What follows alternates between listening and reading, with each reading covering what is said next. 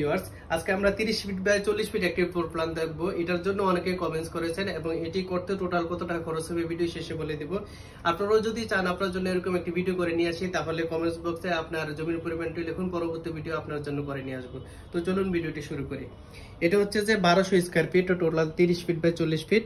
এটি হচ্ছে যে কার পার্কিং এরিয়া। এখানে দুইটি মোটরসাইকেল রাখা যাবে, আপনি চাইলে কিন্তু কারও রাখতে পারেন, তো আরেকটু বড় করে।